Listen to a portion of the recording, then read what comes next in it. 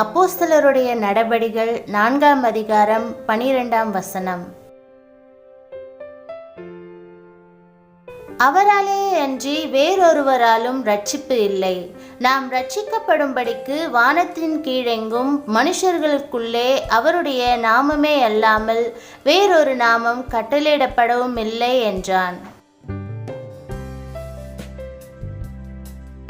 கிறிஸ்துவுக்குள் பிரியமானவர்களே, ஆண்டவர் இயேசு இந்த உலகத்தில் நாம் சந்திக்கும் போராட்டங்கள் எதுவாயினும் அவைகளை எல்லாம் தாம் சிலுவையிலே ஜெயித்து வெற்றி சிறந்து விட்டபடியால் நீங்கள் வீணாக கவலைப்படாமல் பயத்திற்கு இடம் கொடாமல் மனதிலே திடன் கொண்டு தைரியமாயிருங்கள் என்கிறார்.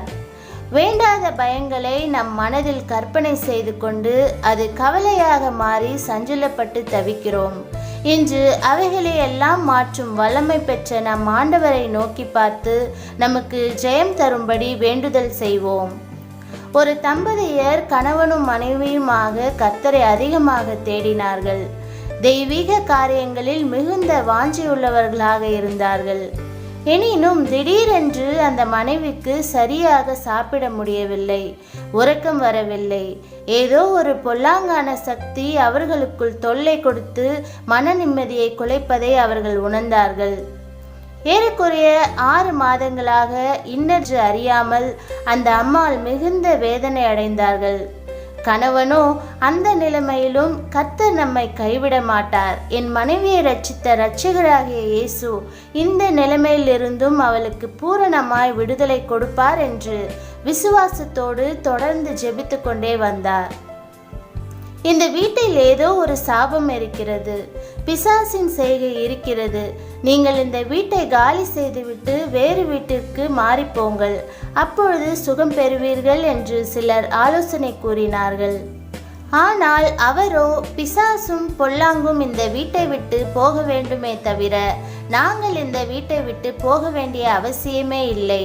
ஏனென்றால் நாங்கள் நம்புகிற தேவன் இந்த நிலைமையிலிருந்து எங்களை ரட்சிக்க வல்லவராயிருக்கிறார் என்று ஆணித்தரமாக கூறினார். கர்த்தர் அவர்கள் விசுவாசத்தை பார்த்தும் உறுதியான ஜெபத்தை கேட்டும் சுகவீனமாக இருந்த அந்த அம்மையாருக்கு பரிபூரண விடுதலையை கொடுத்தார். மந்திர சக்தியின் வேரை முறித்து போட்டார்.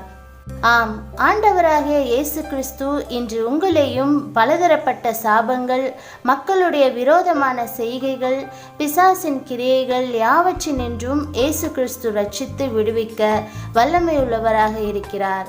வீணான பயங்களை எல்லாம் ஒழித்துவிட்டு இதே விசுவாசத்துடன் நீங்களும் ஆசீர்வாதம் பெறுங்கள்.